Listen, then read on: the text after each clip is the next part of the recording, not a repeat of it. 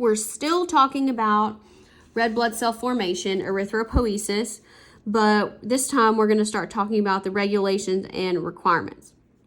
So you have to have a balance between the number that are being produced and made versus the number that are being destroyed.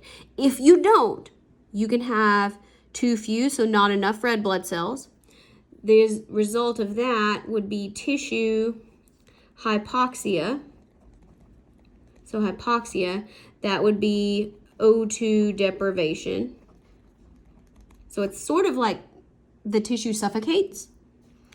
And this is where we have our variety of our anemias that we'll talk about. Now, if we have too many red blood cells, we've already talked about this a little bit, you get an increase in blood viscosity, thickness of the blood, which means we have an increase in blood volume, BV blood volume. We didn't put that in there. Which means we're going to have an increase in blood pressure because it's going to take more force from the heart to move that blood. Now, when blood pressure is continually raised, why is this important? Because it has a very important impact on somebody's risk of stroke. Now, too many red blood cells, this is a condition called you can say polycythemia, or you can say polycythemia. Both of those are appropriate pronunciations. Okay, so how do we kind of balance this? Let's talk about how it happens.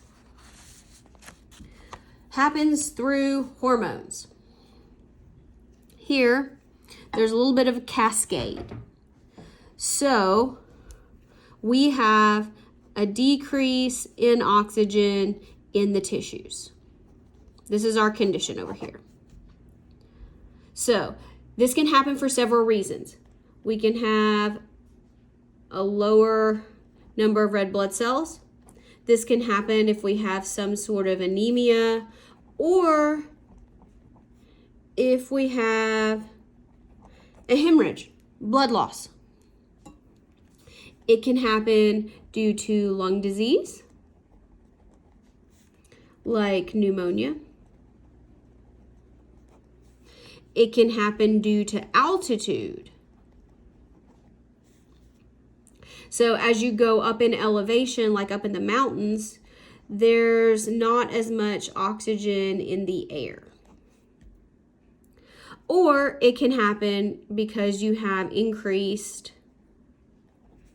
tissue demand of oxygen.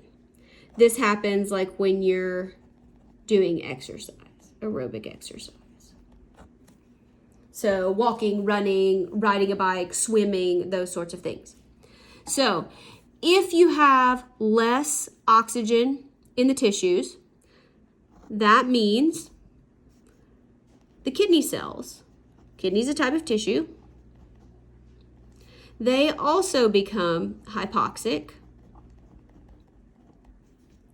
meaning not enough oxygen. So when that happens, these kidney cells, well, they can do something about it. They release a hormone called, so they have an increase, so you get an increase in the level of this hormone called erythropoietin. Erythropoietin or erythropoietin. We call it EPO. You may have heard about that. Okay, so the kidney cells release this. So you get an increase in the level of this EPO hormone in the blood. Now, this can also happen in response to testosterone. Testosterone increases EPO levels as well as the situation. And you can also have certain chemicals released by white blood cells. They can also increase EPO. But what the heck is it? It is a hormone released by kidney cells. We already said that. meaning it goes into the bloodstream and it goes to the red bone marrow. And what it says is our red blood cells, or cells in the bone marrow that are already committed to become red blood cells. So anything that is the pro-erythroblast, it says speed up. That means we're going to get these early red blood cells. We're going to see them in 1 to 2 days instead of 3 to 5. So let's kind of think about how this works. Somebody with renal failure, that means their kidneys don't work, and so they're undergoing dialysis. If their kidneys don't work very well, the kidneys aren't going to become hypoxic as easily because they're not going to be getting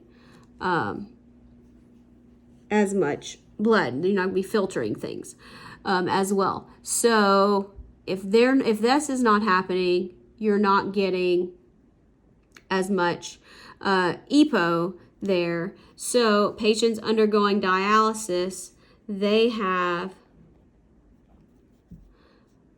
much fewer red blood cell counts.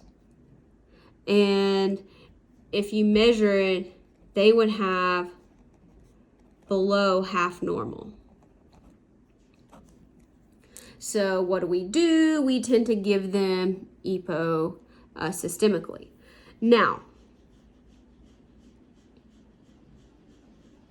let's talk about, now we're going to do erythrocyte destruction in a different video.